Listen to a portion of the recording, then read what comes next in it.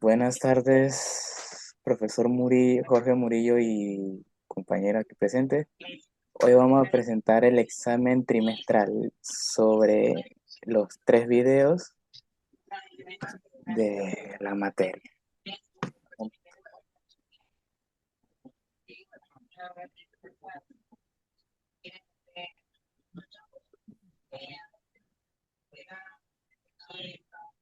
Ujú.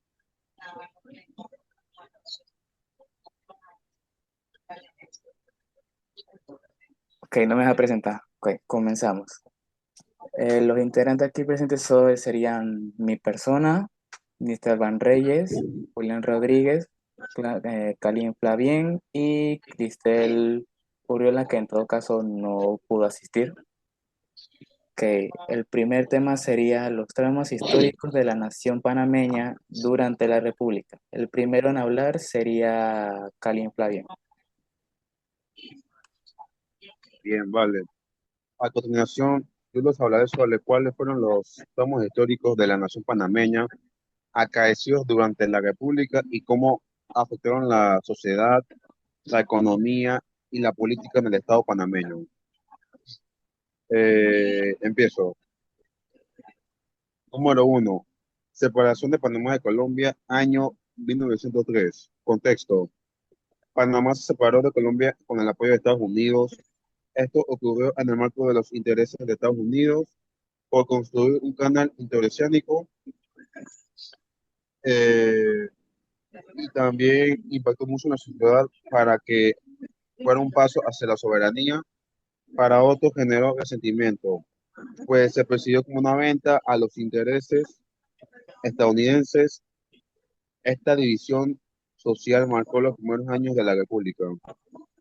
Esto impactó en la economía de tal modo que la firma del Tratado Howe-Bonao-Varilla otorgó amplios derechos a Estados Unidos sobre la zona del canal, lo que significó ingresos limitados para Panamá durante décadas y una economía dependiente. Impactó de forma política en el sentido de que surgió una élite oligárquica que controló la política y la economía durante buena parte del siglo XX, dejando a muchas comunidades marginadas. Eh,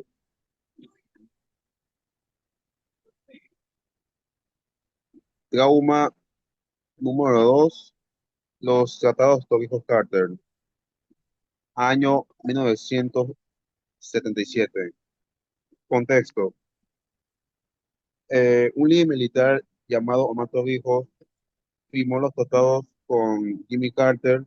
Estos acuerdos devolvieron al Canal de Panamá a manos panameñas, consolidando un sentido de soberanía nacional. Esto impactó a la sociedad de tal modo que los tratados fueron un momento de orgullo nacional. Sin embargo, la figura de Torrijos también fue controvertida, pues su régimen militar limitó algunas libertades civiles.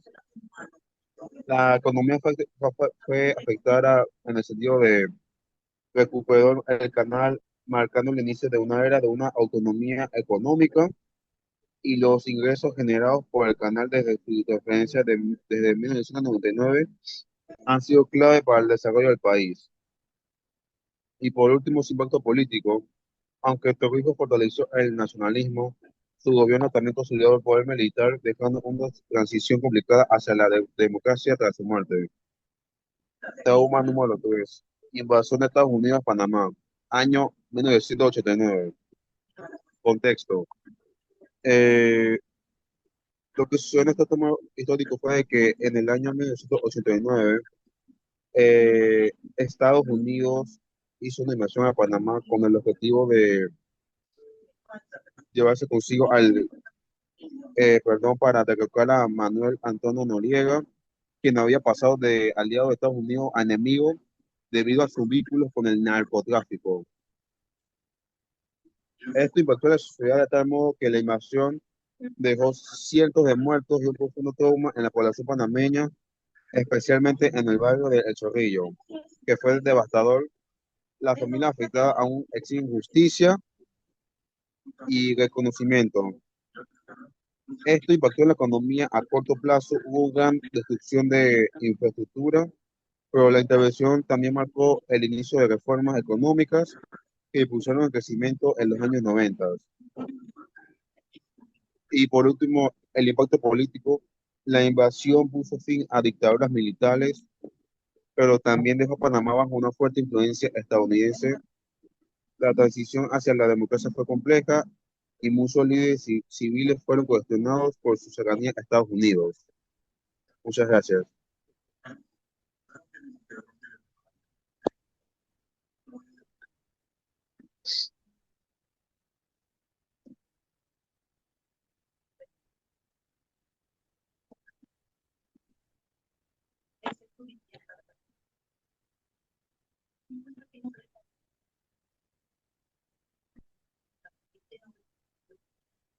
Bueno, a mí me tocó la pregunta 2 que dice, ¿cuáles son los traumas de la nación panameña durante la República? Enlistar y describir.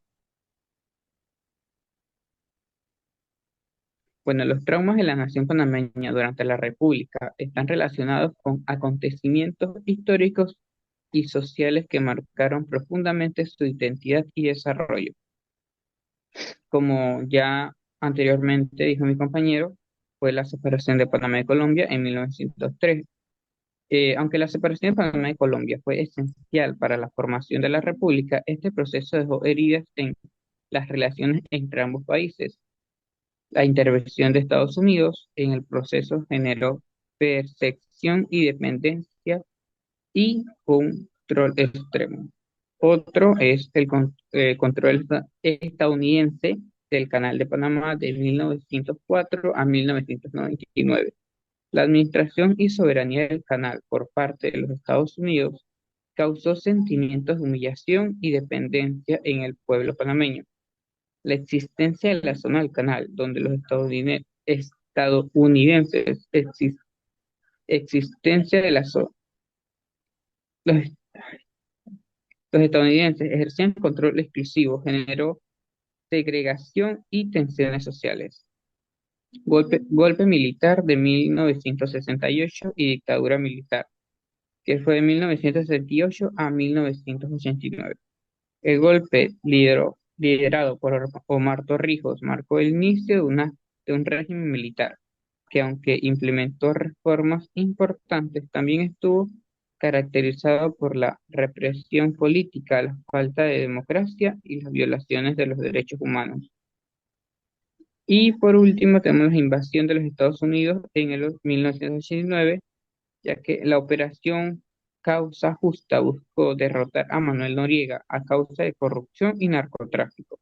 La invasión dejó miles de muertos y destrucción, especialmente en barrios como El Chorrillo, lo que generó un trauma colectivo sobre la intervención extranjera. Y bueno, esta fue mi parte sobre cuáles fueron los traumas de la nación panameña durante la República. Gracias.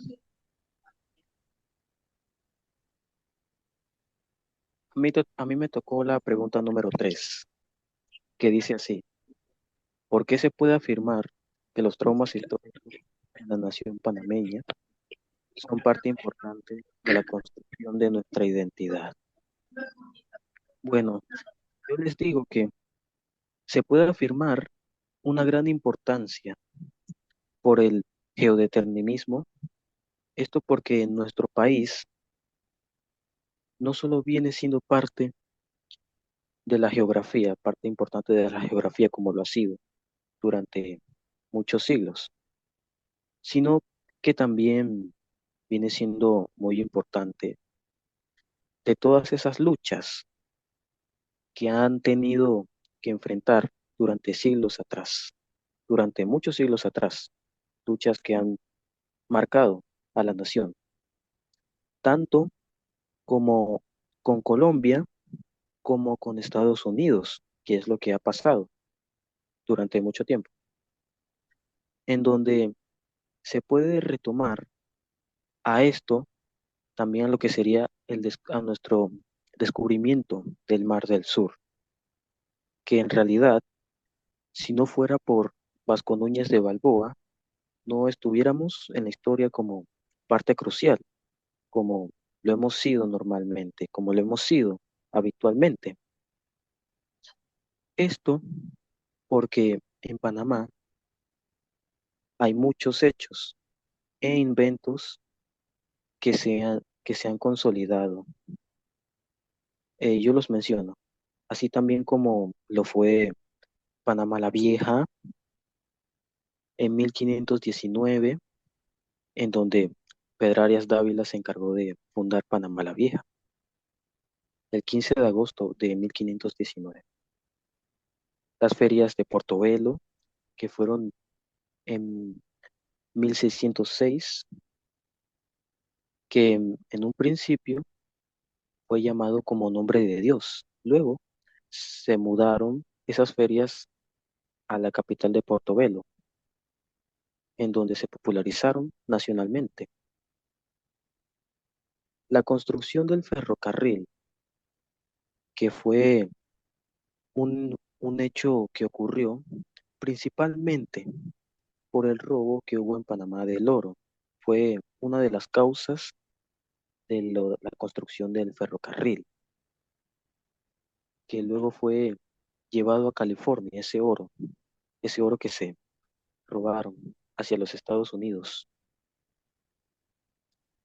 Ya por último, también sería importante el Canal de Panamá, que viene siendo uno de los grandes logros de la nación panameña. Las luchas que tuvo que enfrentar nuestra nación, en donde en realidad tuvo que sufrir intervenciones de Estados Unidos. Todo esto aprovechado después de que Panamá se consolidó su separación con Colombia en 1903. Esto porque habían adquirido el tratado Herrán-Hay de parte del canal francés. En 1889 a 1903 consiguió el tratado de Estados Unidos, lo que se ha marcado como uno de los logros más importantes de la historia de Panamá, que digamos, a pesar de que tuvo una gran trayectoria, primero por los franceses, como les comentaba, que no lograron construirlo completamente. Luego de ahí pasamos a las intervenciones que tenía Estados Unidos y su control con el canal por el Tratado Jaibuno-Varilla, que digamos tomó un poco de tiempo para nuestra nación, pero al final Panamá logró apropiarse del canal, en donde digamos hoy en día sirve como generador del comercio en el mundo, ya que es muy conocido comercialmente. Además de eso, es conocido por su trayectoria que lo ha llevado hasta este momento, que es muy reconocido, tanto nacionalmente como internacionalmente. A lo largo de las décadas, Panamá ha logrado muchas cosas. Estos traumas históricos representan logros de gran importancia que se han logrado durante los siglos, a pesar de las cosas que tuvo que hacer para poder evitar estas intervenciones al canal. Estos traumas vienen entrando en nuestra identidad nacional. Básicamente, cómo nos construimos como nación y cómo estos traumas vienen siendo de gran importancia, ya que si no estuvieran o si no hubieran ocurrido estos hechos, nosotros no hubiéramos luchado o hecho sacrificios por la nación panameña.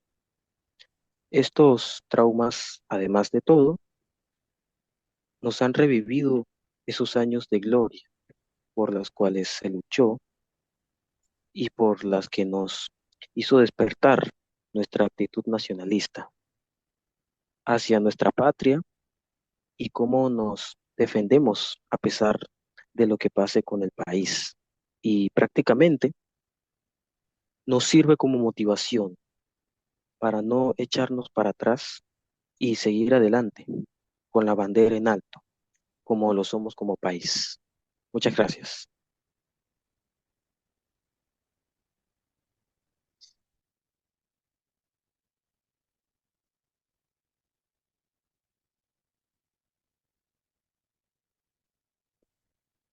Eh, Bien, ya que mi compañera Giselle, Urola y Celis no puedo asistir, a mí me tocó su parte, su pregunta, que sería, ¿cuáles fueron los hechos que muestran el geodeterminismo de la historia de nuestro país? Bien, les daré una breve introducción.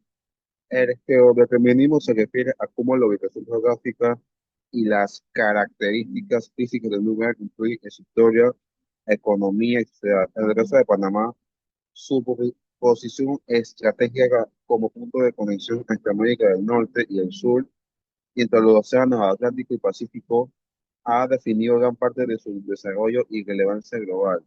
A lo largo de los siglos, esta ubicación ha sido privilegiada y ha moldeado no solo su economía, sino también su política y su identidad como nación. Bien, la posición geográfica de Panamá. Panamá se ubica dentro de dos continentes y dos océanos. Esto ha sido fundamental en la historia del país por varias razones. Puente de las Américas. Desde tiempos precolombinos, Panamá fue un corredor natural para el intercambio comercial y cultural entre las civilizaciones del norte y del sur. Ruta colonial. Durante la época colonial, los españoles utilizaron la región como una ruta para transportar oro y otros recursos desde Sudamérica hacia Europa a través de Portobelo y el Camino Real. Atracción internacional. Esta ubicación estratégica atrajo el interés de potencias extranjeras como Estados Unidos, que reconoció el potencial de Panamá como un punto clave para el comercio marítimo. Bien, el Canal de Panamá y su relación con el símbolo del geodeterminismo. La construcción del Canal de Panamá es uno de los mayores ejemplos de cómo el geodeterminismo ha influido en la historia del país y eso. Conexión entre océanos. El canal convirtió a Panamá en un eje del comercio marítimo global, facilitando el tránsito de mercancías entre los océanos Atlántico y Pacífico sin necesidad de rodear Sudamérica. Impacto económico. Desde su inauguración en 1914, el canal ha generado ingresos significativos para el país y ha impulsado el desarrollo de sectores como el comercio, la logística y los servicios financieros. Intervención extranjera. Sin embargo, esta infraestructura también fue un recordatorio del dominio extranjero, ya que estuvo bajo control estadounidense hasta 1999. Esto demuestra cómo la ubicación geográfica de Panamá lo convirtió en un punto de disputa internacional. El auge del comienzo internacional y la ampliación del canal. Bien, refleja cómo el país ha seguido aprovechando su ubicación geográfica en el siglo XXI. Ampliación del canal. Esta fue hecha y terminada en 2016, que permitió el paso de buques más grandes, conocidos como Neo Panamax, incrementando la capacidad y la relevancia del canal en el comercio mundial, la competitividad global. Este proyecto consolidó a Panamá como un centro logístico y comercio líder en el hemisferio occidental y el impacto regional. La ampliación también benefició a países vecinos, facilitando un comercio más eficiente y posicionando a Panamá como un socio clave en la economía global. Eh, Cuatro, el geodeterminismo y la política nacional. El geodeterminismo no solo ha influido en la economía de Panamá, sino también en su política.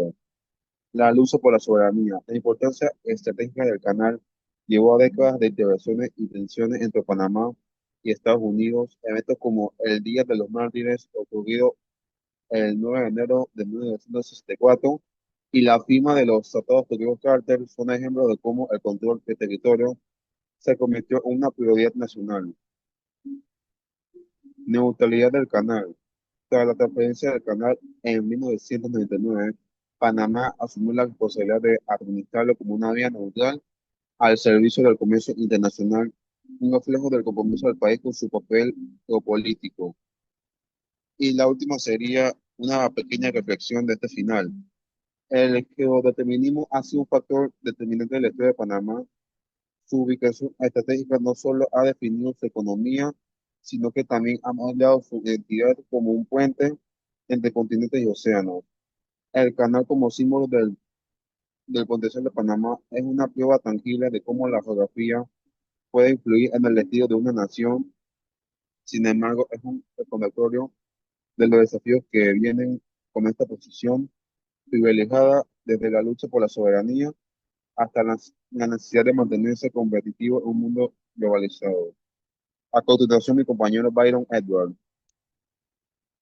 Ok, ahora yo voy a decir la quinta y última pregunta, que dice, analice las luchas populares y las representativas en pro de la soberanía del Estado panameño sobre la zona del canal. El movimiento por la soberanía del canal comenzó poco después de la independencia de Panamá, con protestas estudiantiles en la década de 1960, que culminaron en los disturbios del 9 de enero de 1964, llamado el Día de los Mártires, donde muchos panameños murieron exigiendo la soberanía sobre sobre la zona del Canal de Panamá. Estas luchas populares llevaron a la negociación de los tratados Torrijos-Carter, que devolvieron el control del Canal de Panamá. Ok, ahora hablaré un poco más a fondo sobre los temas, empezando por el Día de los Mártires. El Día de los Mártires de 1964 fue un acontecimiento histórico que simbolizó la lucha de Panamá por recuperar la soberanía sobre la zona del Canal de Panamá, que controlado por Estados Unidos desde la construcción del canal en 1914. Los hechos se desencadenaron cuando un grupo de estudiantes del Instituto Nacional de Panamá, apoyados por una gran parte de la población, marchó hacia la escuela secundaria de Balboa en la zona del canal, con el objetivo de izar la bandera panameña junto a la estadounidense. Esta acción era un gesto simbólico en defensa de la soberanía panameña, ya que los acuerdos establecidos en 1962 permitían que ambas banderas fueran izadas en el área del canal. Sin embargo, la situación se tornó violenta cuando las autoridades estadounidenses y residentes de la zona impidieron a los estudiantes izar la bandera. El conflicto escaló rápidamente y las tropas estadounidenses intervinieron, resultando en la muerte de ni más ni menos que 21 panameños y decenas de heridos en el progreso. Este suceso provocó, este suceso provocó una ruptura diplomática entre Panamá y Estados Unidos, fortaleciendo el movimiento nacionalista que exigía la devolución total del canal. Este evento fue clave para que Panamá iniciara nuevas negociaciones con Estados Unidos, que culminaron más de una década después con los tratados Torrijos-Carter de 1977. Perdón. Hablando del tratado Torrijos-Carter, ahora voy a hablar sobre los tratados. Los tratados Torrijos-Carter fueron dos acuerdos fundamentales firmados el 7 de septiembre de 1977 por el general panameño Omar Torrijos y el presidente estadounidense Jimmy Carter. Estos tratados reemplazaron el Tratado Ay-Bunu-Varilla de 1903, que había otorgado a Estados Unidos derechos perpetuos sobre la zona del canal. El primer tratado, conocido como el Tratado del Canal de Panamá, estipulaba que Panamá obtendría el control completo del canal el 31 de diciembre de 1999. aunque durante el periodo de transición ambos países compartían la administración y defensa del canal. El segundo tratado, el Tratado de Neutralidad, permanecería neutral y abierto al tráfico de todas las naciones, incluso en tiempos de guerra. Estos tratados marcaron el fin de la presencia estadounidense en Panamá, devolviendo la soberanía completa sobre el canal, lo que representó una gran victoria para los movimientos nacionalistas panameños. Además, aseguraron que el Canal de Panamá se mantuviera operando eficientemente bajo control panameño, mientras que Estados Unidos conservó ciertos derechos para intervenir en caso de que la neutralidad del canal estuviera en riesgo. El Día de los Mártires y los Tratados de Río Cartes son dos momentos cruciales en la historia de Panamá que demuestran la lucha continua del país por controlar un recurso vital para su economía y para el comercio global. Ok, ahora por último yo diré la conclusión también. La conclusión. La historia republicana de Panamá está marcada por una serie de traumas históricos que han moldeado su identidad nacional y su desarrollo sociopolítico, desde la separación de Colombia en 1903 hasta las intervenciones extranjeras, como fue Estados Unidos, como la construcción y administración del Canal de Panamá y el periodo de dictaduras militares. Estas experiencias han dejado profundas huellas en la memoria colectiva. Ok, estos traumas han generado desafíos como desigualdad, dependencia económica y desconfianza en las instituciones, pero también han fortalecido la resiliencia y el espíritu de la lucha por el pueblo panameño. Reconocer y analizar estos eventos es clave para comprender el pasado, sanar las heridas colectivas y construir un futuro más justo, independiente y próspero para la nación. Muchas gracias. Ok, ahora a continuación viene el tema número 2, el video número 2, que sería el periodo revisionista y abolicionista. El primero en conversar sería Julián Rodríguez. Bueno, a mí me tocó la pregunta uno que dice, ¿por qué y cuándo se inicia el periodo revisionista de la historia de Panamá y en qué consistió? ¿Cuáles fueron las luchas más emblemáticas que lo representan? Bueno, el periodo revisionista de la historia de Panamá surge a mediados del siglo XX, especialmente desde los años de 1990, 50, perdón, de 1950 y 1960. Este movimiento se dio como una respuesta a las narrativas históricas oficiales que hasta ese momento se habían centrado en presentar una visión proestadounidense y omitir las luchas populares, la desigualdad social y las tensiones en torno a la soberanía nacional. El influencia del movimiento nacionalista, el creciente descontento popular por la desigualdad social, la segregación de la zona del canal y la pérdida de soberanía llegó a intelectuales y líderes a cuestionar las narrativas oficiales. Impacto de la Guerra Fría. La polarización ideológica global motivó a intelectuales panameños a estudiar y reivindicar las luchas sociales y políticas desde una perspectiva más crítica, influyendo en el revisionismo histórico. Expansión educativa. La creación de instituciones educativas como la Universidad de Panamá en 1935 permitió que historiadores y académicos investigaran y difundieran una visión alternativa de la historia. Las luchas de la soberanía. Los acontecimientos como las protestas de 1947 contra el convenio Pylos-Hainis y la masacre del 9 de enero de 1964, conocido como el Día de los Mártires, despertaron un fuerte sentimiento nacionalista que se reflejó en las interpretaciones históricas. ¿En qué consistió?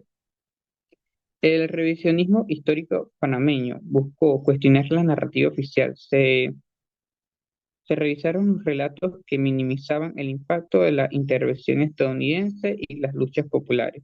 Rescatar las luchas sociales. Se puso énfasis en el papel de los movimientos obreros, estudiantiles, campesinos indígenas en la construcción de la nación. Revalorizar los actos nacionales. Líderes como Victoriano Lorenzo, los, los mártires de 1964 y las figuras del movimiento obrero cobraron mayor relevancia en los relatos históricos.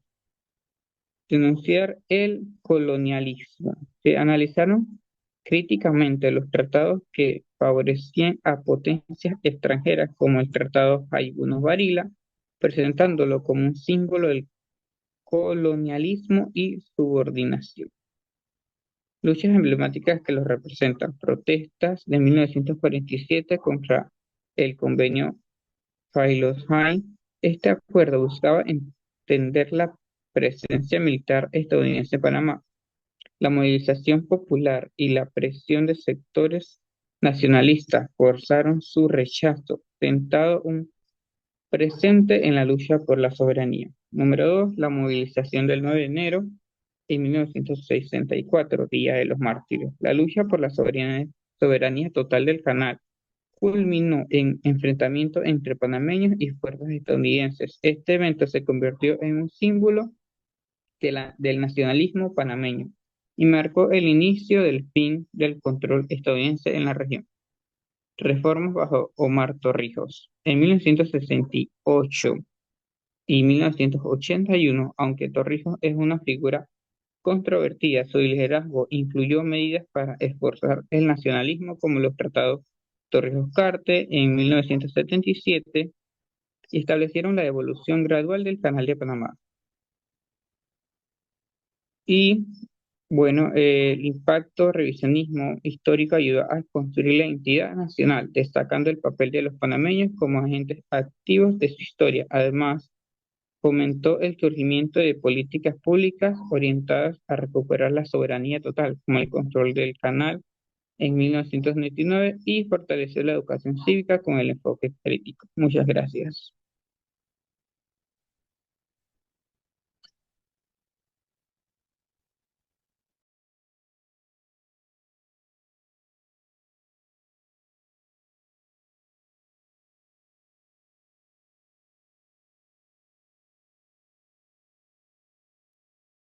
Luchas emblemáticas, como lo comentaba mi compañero Julián anteriormente.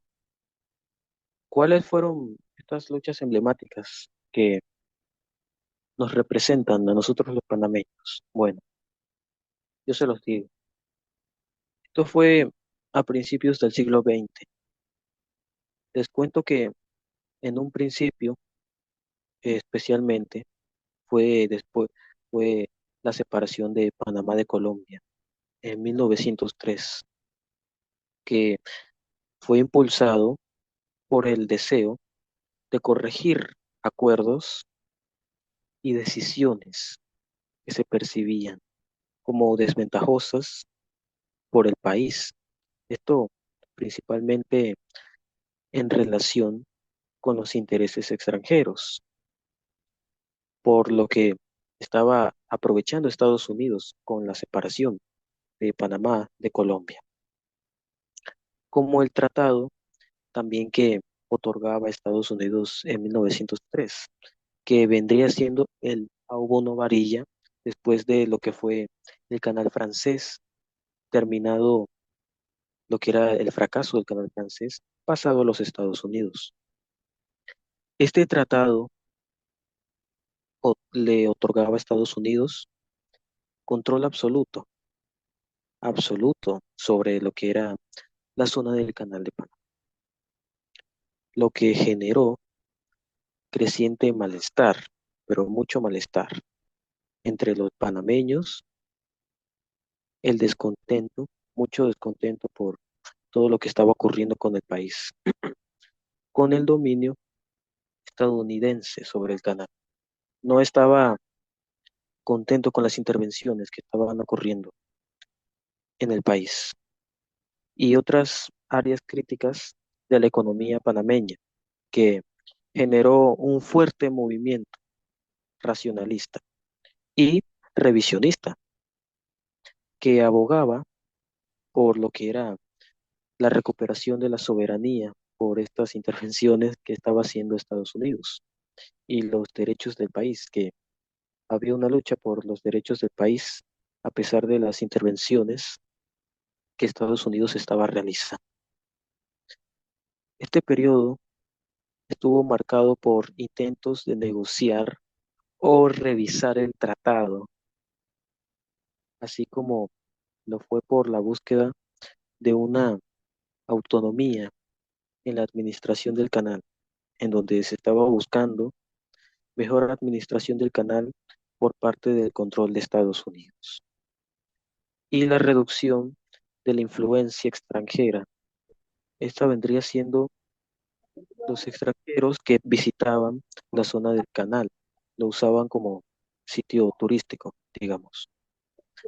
Los ayudaba y líderes políticos que comenzaron a a organizarse mucho. Ter- Terminaba lo que era la idea de rescatar, llegaba esta idea de rescatar la soberanía plena sobre lo que era el territorio de los Estados Unidos y los derechos del país. La lucha por la soberanía del canal de Panamá. Los refuerzos culminaron en lo que era la firma de los Estados Unidos en el Torrijos-Carter en 1977, que prácticamente garantizaban la transferencia total del Canal de Panamá en el año 2000. Durante la década de los 50 y 60, lo ocurrido anteriormente, el movimiento fue impulsado por refuerzos movimientos sociales, especialmente los estudiantes, quienes organizaron protestas, como el 9 de enero de 1964, cuando ellos demandaron la izada de la bandera en la zona del canal, lo que favoreció un conflicto conocido como el Día de los Mártires.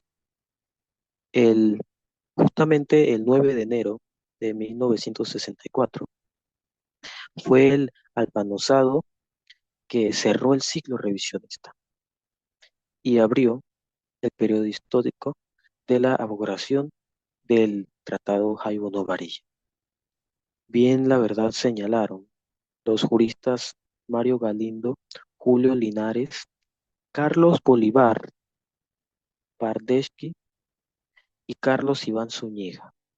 La heroica experiencia de 1964 enseñó que no había cabida en una solución en las relaciones como los Estados Unidos dentro del esquema revisionista y que era urgente y peritorio adecuar el contenido y la estrategia de las demandas panameñas al grado de evolución del nacionalismo panameño también, y que el único camino era el de la abrogación y el nacionalismo.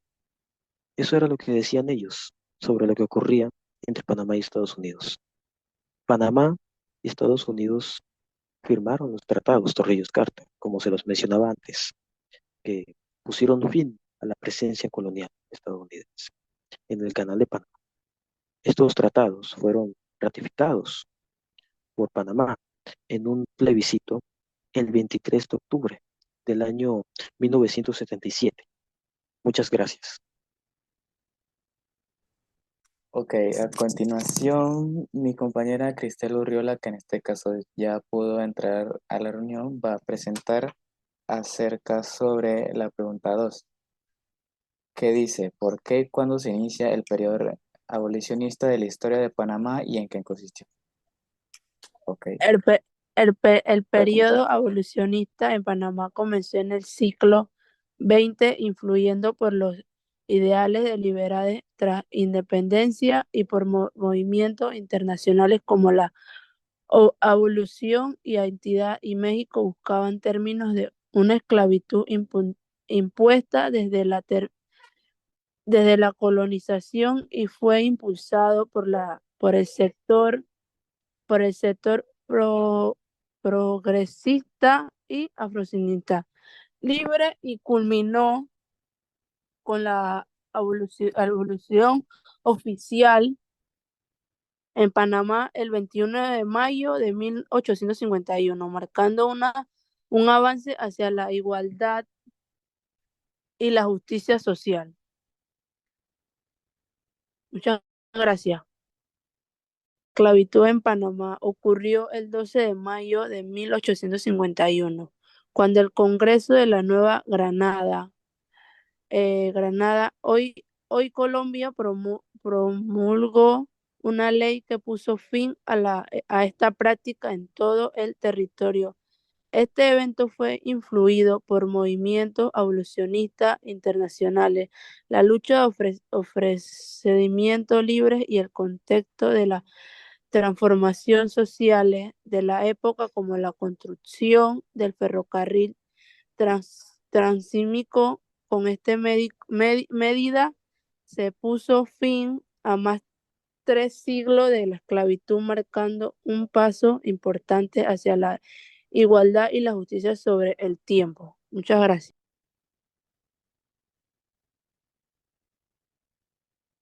Bien, a continuación yo les hablaré sobre la lucha por la soberanía ocurrida en el siglo XX. Bien,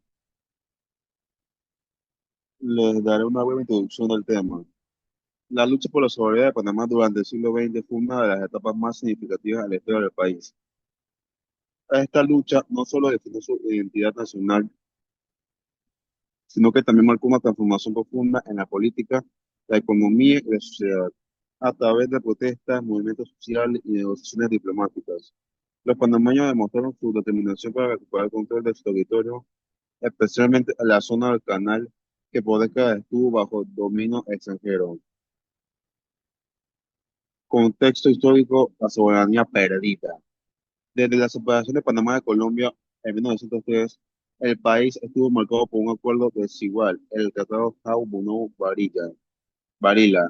Este tratado otorgó a Estados Unidos el control sobre la construcción, administración y defensa del Canal de Panamá, junto con un extenso territorio conocido como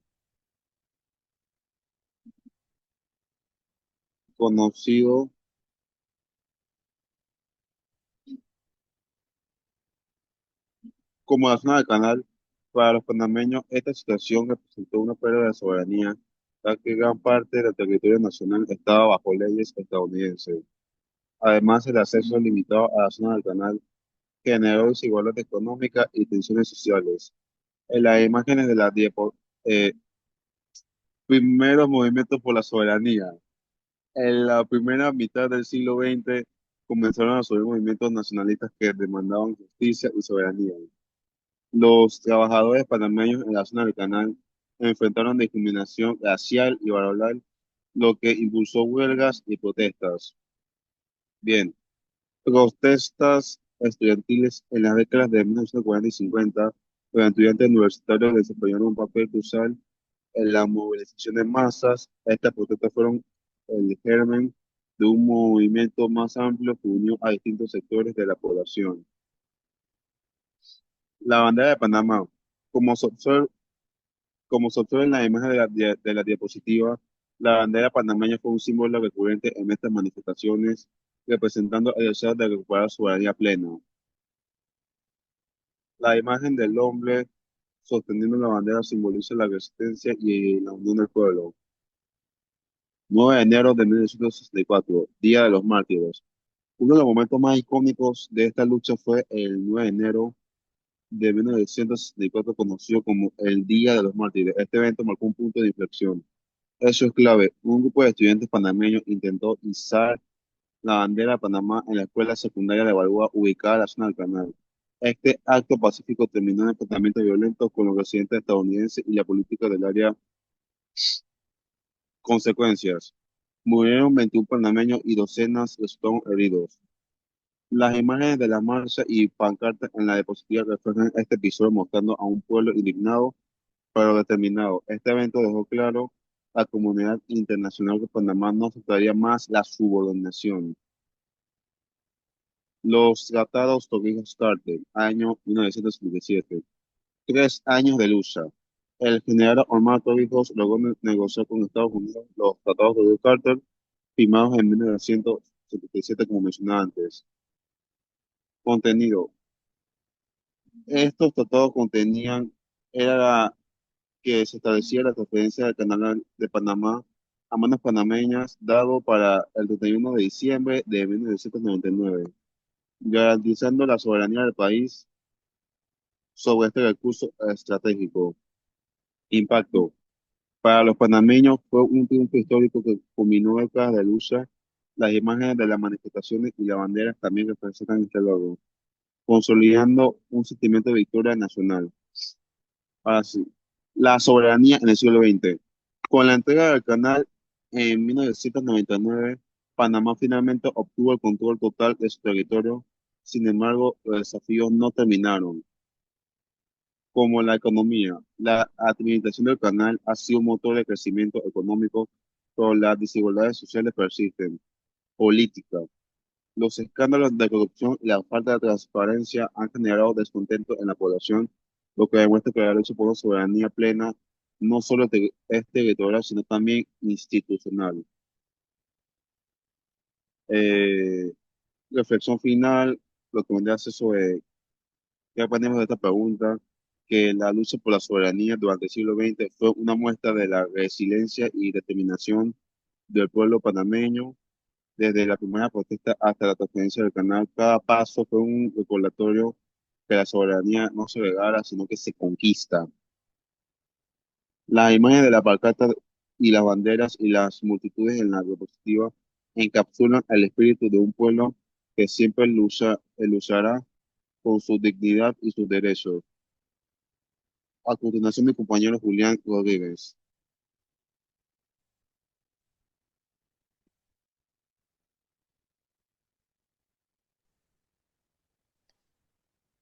Ok, ahora por último, yo voy a hablar sobre la, la culminación y lucha emblemáticas.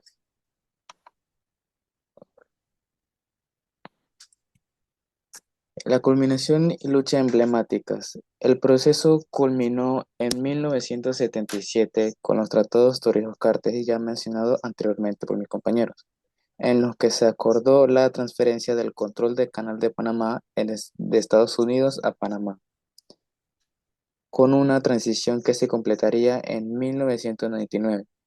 Estos tratados representaron una victoria para Panamá, ya que significaron la abolición de la presencia estadounidense en la zona del canal y consolidaron la soberanía del país. La transferencia definitiva del canal el 31 de diciembre de 1999, ya mencionado antes, simbolizó el final de un largo periodo de lucha abolicionista en términos de soberanía nacional. Ok, por último, la conclusión. La historia de Panamá ha estado marcada por dos grandes movimientos, siendo el revisionismo y el abolicionismo. El primero, que iniciado a mediados del siglo XX, cuestionó las relaciones históricas de Panamá, especialmente con Estados Unidos, y buscó revalorar su identidad y soberanía, culminando con el Día de los Mártires en 1964 y los Tratados Torrijos-Carter en 1977. El segundo, aunque más relacionado inicialmente con la abolición de la esclavitud en 1851, se extendió a la lucha por la soberanía total sobre el Canal de Panamá. Ambos movimientos, ambos movimientos representaron un esfuerzo constante por liberar el país de influencias externas y consolidar su identidad como nación soberana. Muchas gracias. Ok, a continuación vamos a hablar sobre la última tarea, el último video, el último tema, el video 3. que sería sobre la patria. Ok, antes de todo, quisiera hablar y decir que es la patria. La palabra patria, que proviene del latín patria, que significa tierra de los padres, y aunque podría parecer solo un término geográfico, tiene una dimensión mucho más amplia, a que no se trata solo del lugar donde nacimos, sino de un concepto que va más allá del territorio. La patria es la tierra que compartimos, pero también es un símbolo de identidad. Es un símbolo de identidad, cultura, historia y pertenencia. Es todo lo que nos une con las personas que habitan ese lugar, desde los lazos familiares hasta las tradiciones colectivas. Podemos pensar en la patria como un espacio donde se entrelazan muchos elementos, dicho de estos del territorio, pero también el lenguaje, las costumbres, la religión, las historias compartidas, también las luchas y los logros de generaciones pasadas. Es ese lugar lleno de significado que nos conecta a todos, incluso a aquellos que, aunque nacieron lejos, se sienten unidos a través de sus raíces culturales. Que podemos hablar sobre la patria como identidad. La patria no solo está formada por calles, edificios o fronteras. Es la memoria colectiva que se guarda en los recuerdos, en las historias que nos cuentan nuestros abuelos, en las canciones que cantamos, en las festividades que celebramos. Es lo que nos hace sentir que pertenecemos a algo más grande que nosotros mismos. La patria es lo que nos da un sentido de identidad, lo que nos define como individuos dentro de un grupo, lo que nos hace entender quiénes somos y dónde venimos. Cuando miramos a nuestra patria vemos su historia y sus logros, pero también sus errores, ya que es una historia que no siempre es perfecta, pero que tiene un valor incalculable, porque a través de ella entendemos los sacrificios, las luchas y los sueños que nos han llevado a ser quienes somos. Que también podemos hablar de la patria como símbolo de unidad y orgullo, ya que es un símbolo, la patria es un símbolo de patria, no es solo la bandera o el himno, aunque son importantes, claro está, pero también es la unidad que sentimos como pueblo y la fuerza de estar juntos frente a los retos. También la determinación de construir un futuro mejor. La patria, cuando hablamos de patria, hablamos de un compromiso colectivo. Es ese sentimiento de que a pesar de nuestras diferencias, estamos unidos por algo común. Ese lazo emocional es el que hace que personas, incluso en momentos difíciles, estén dispuestas a luchar por su patria. La patria, entonces, no es solo un lugar, sino una causa común, a que nos recuerda que formamos parte de una historia compartida y que nuestra responsabilidad es contribuir a esa historia de la mejor manera posible, ya sea a través de nuestro trabajo, nuestro compromiso social o nuestro respeto por los demás. También podemos hablar sobre la patria en las tradiciones y la cultura. La patria en las tradiciones y las costumbres de un país o comunidad son una parte fundamental de lo que significa la patria. También está la gastronomía, la música, las festividades y las lenguas, que son las expresiones visibles de esa cultura que nos conecta. Por ejemplo, quién no se siente emocionado, ok, quién no siente una emoción especial al cantar el himno nacional, o ver una fiesta tradicional, o compartir una comida típica? Son estos momentos no solo nos acerca a nuestras raíces, sino que nos hace sentir parte de un todo, de una herencia que se ha transmitido a lo largo de generaciones. Estas tradiciones reflejan no solo lo que somos, sino lo que aspiramos a ser, y son una forma de conectar con las generaciones pasadas, que nos dejaron un legado cultural a través de ellas. Seguimos vivos en la memoria de aquellos que vivieron antes que nosotros. También podemos ok. También podemos hablar sobre la patria como memoria histórica. La memoria histórica de la patria. La patria es otra dimensión esencial de la patria. Cada país o comunidad tiene su propia historia de esas luchas, de su resistencia y superación. Estas historias, aunque a veces sean dolorosas, son las que nos permiten entender nuestro presente. La lucha por la independencia, por los derechos civiles o por la justicia social o por la paz. Son capítulos fundamentales que dan forma al concepto de la patria. Recordemos que la patria también es el lugar de los héroes nacionales, aquellos individuos que con su valentía y sacrificio ayudaron a moldear el futuro de una nación, pero también es el espacio de las victorias colectivas, esos momentos en los que un pueblo se une para superar una crisis, ya sea económica, política o social. Ok, voy a hablar sobre en conclusión de todo esto, la patria no es solo un pedazo de tierra, es una idea, un sentimiento que vive en nosotros.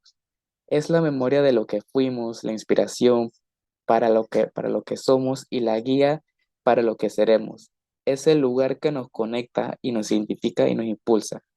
Así que al final del día, la pregunta no es solo qué es la patria, sino qué estamos haciendo nosotros para cuidar y fortalecer ese vínculo, para contribuir a que nuestra patria sea un lugar mejor.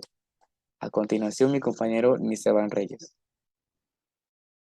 Ok, como mencionaba mi compañero Byron, la patria. Bueno, yo les estaré hablando sobre la primera pregunta que dice así: basados en la literatura, especialmente la poesía, ¿qué es la patria y cómo se construye? Según Rubén Blades y Ricardo Miró.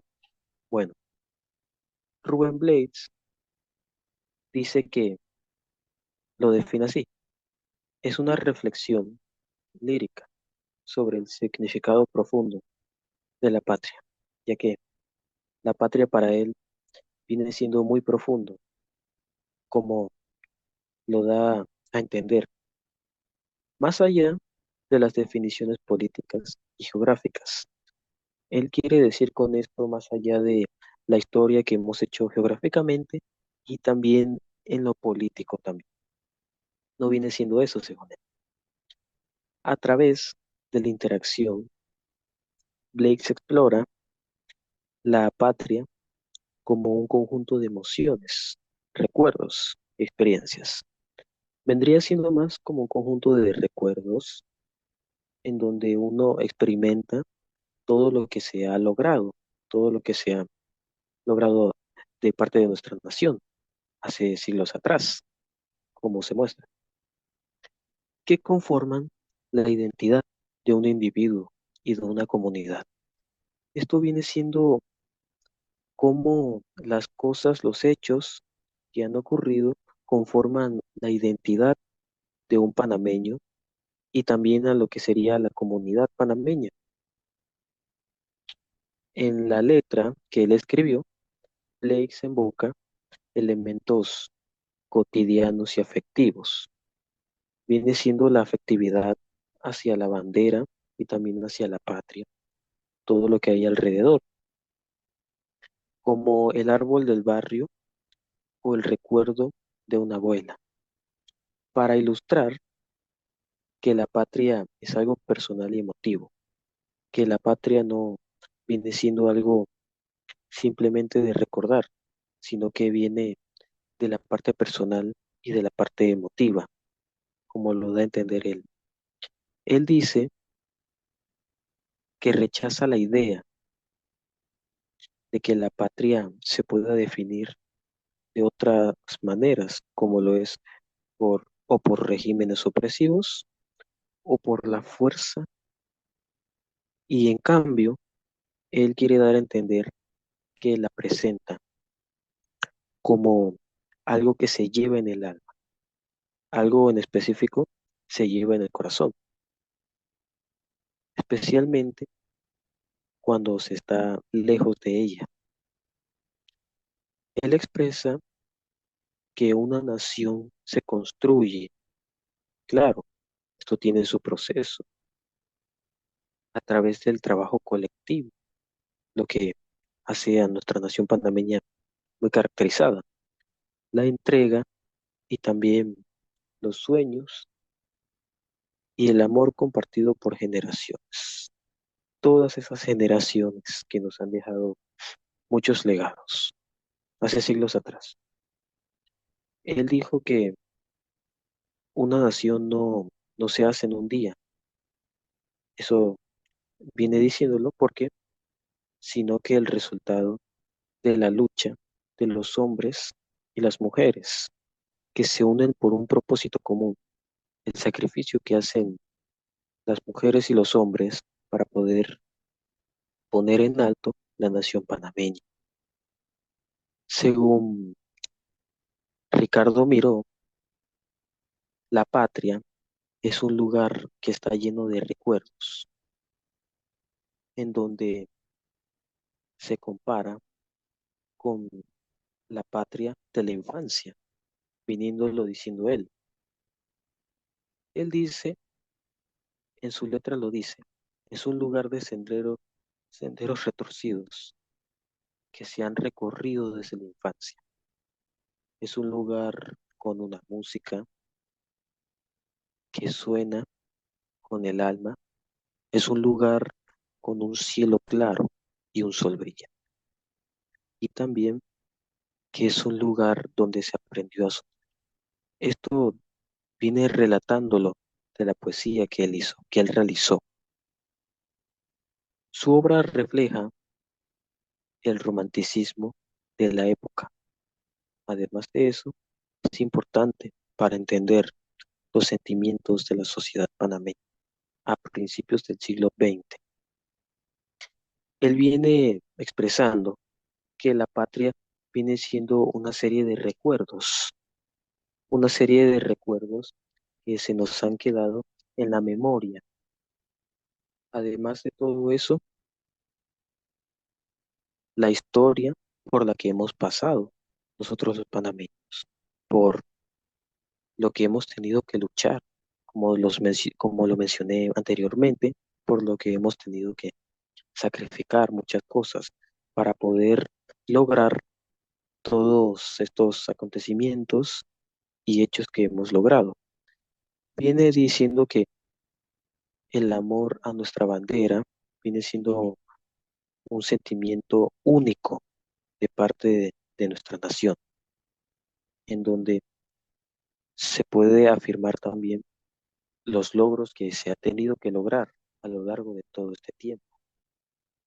También de que él expresa de que la patria viene siendo una serie de características que el país ha tenido propiamente y que se ha hecho entender hacia los demás países, internacionalmente también, como por ejemplo la gastronomía, la gastronomía que viene siendo propia de nosotros y además de eso tenemos nuestras propias comidas, como por ejemplo el sancocho, las costumbres, nuestras propias costumbres, lo que tenemos nosotros, nuestra propia música también.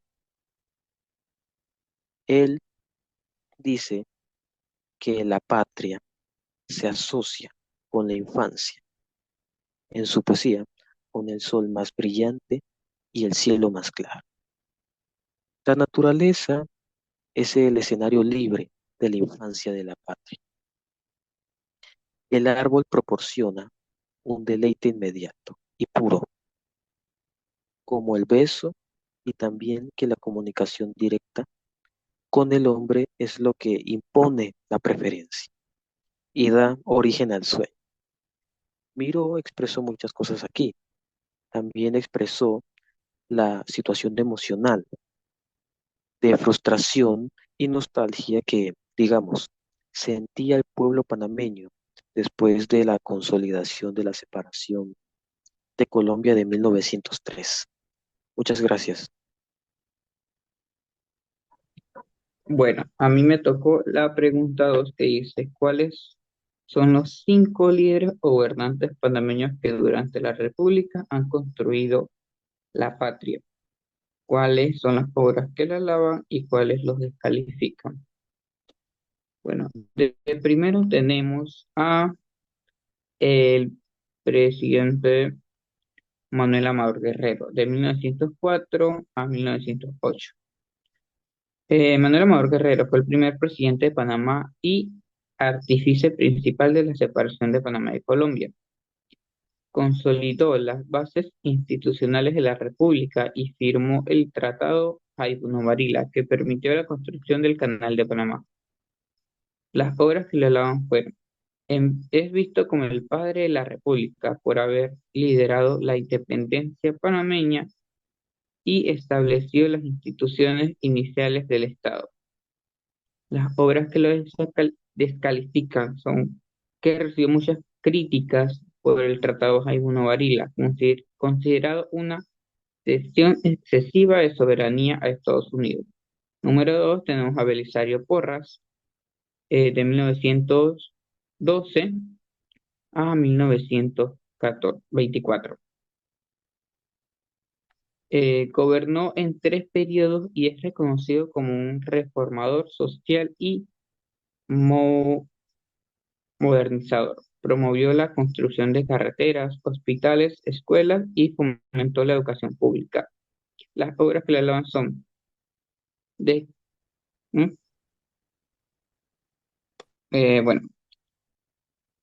como sigue diciendo, Belisario Porras, ajá, destacado por su visión de desarrollo nacional, especialmente en infraestructura y educación, contribuyendo el progreso del país. Obras que lo descalifican: fue acusado de autoritarismo y de favorecer a ciertos sectores económicos, ignorando las necesidades de las clases más desfavorecidas. Arnulfo Arias, de 1940 a 1981.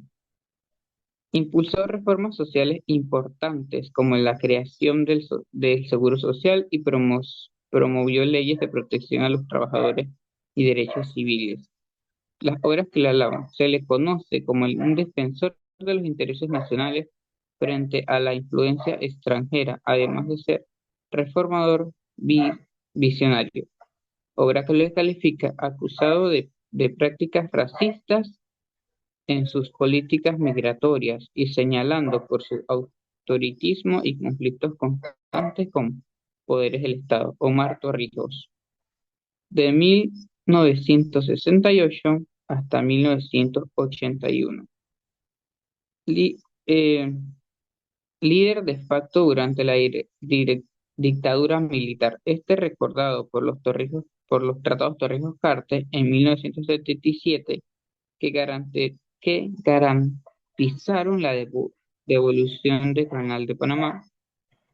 Implementó políticas sociales en beneficio de sectores rurales y populares, alabado como un símbolo del nacionalismo panameño y por su rol en la recuperación de la soberanía del canal.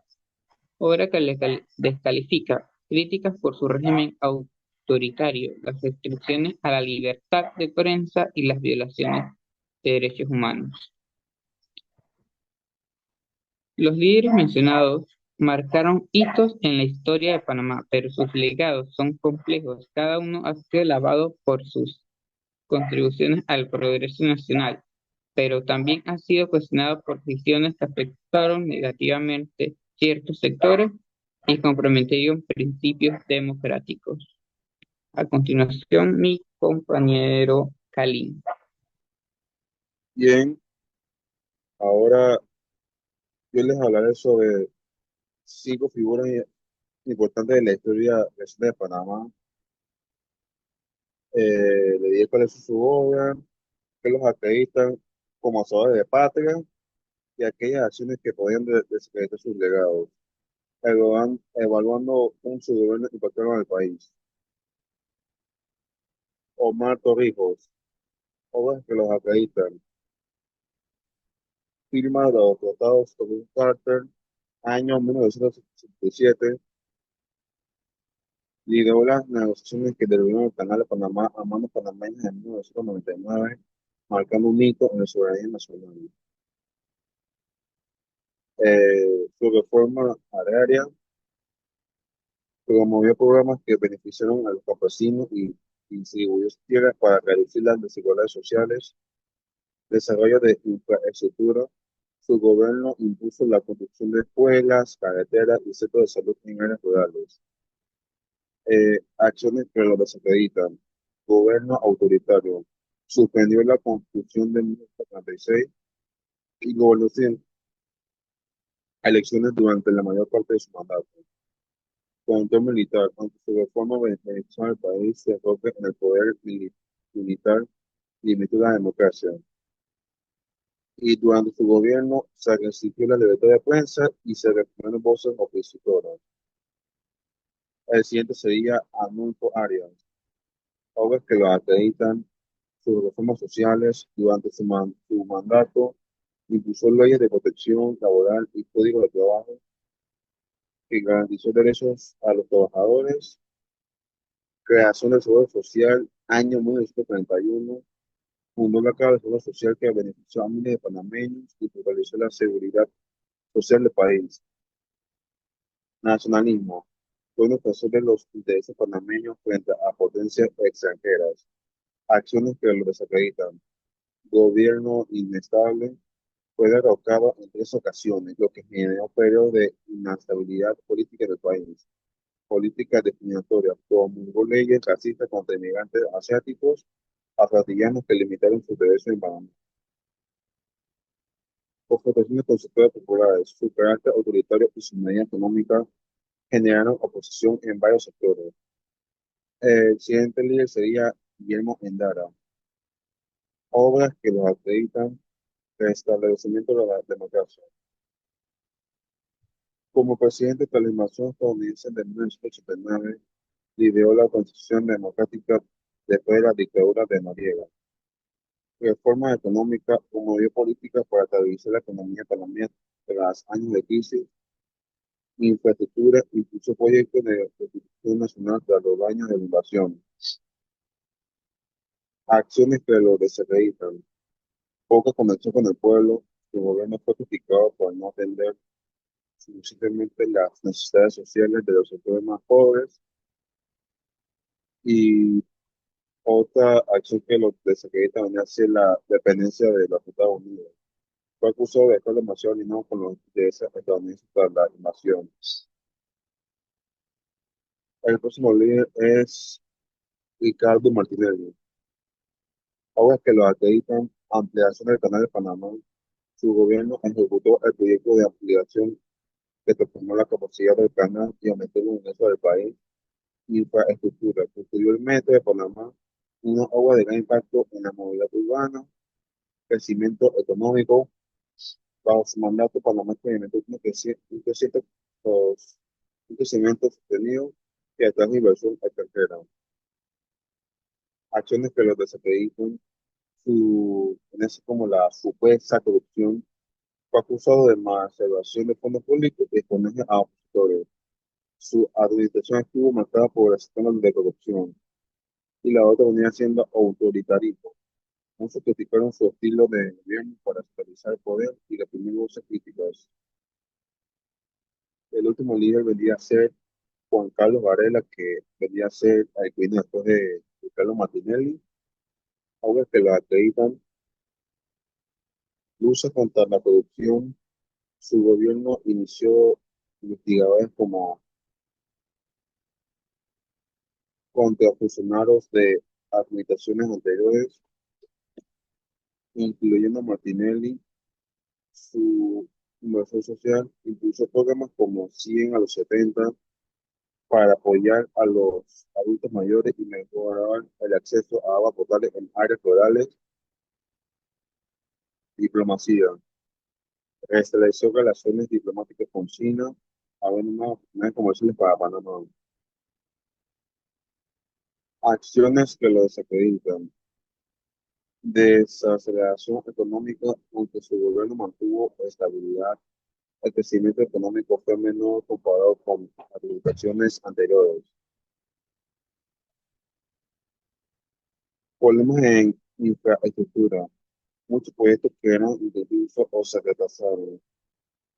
Y la última sería la falta de liderazgo contundente. Fue criticado por no tomar decisiones más firmes frente a problemas nacionales. Por último, le vendría lo sobre la conclusión. En conclusión, cada uno de estos gobernantes dejó huellas importantes en la historia de Panamá.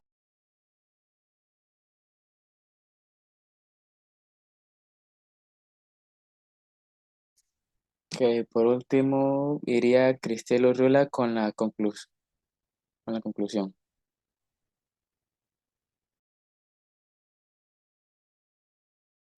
La patria es el núcleo de la independencia unida y casco de Panamá. En el caso de Panamá, resultado de la lucha por la soberanía, la libertad y la justicia como demuestran eventos como la independencia de Panamá, la separación de Colombia y la recuperación del Canal de la Patria.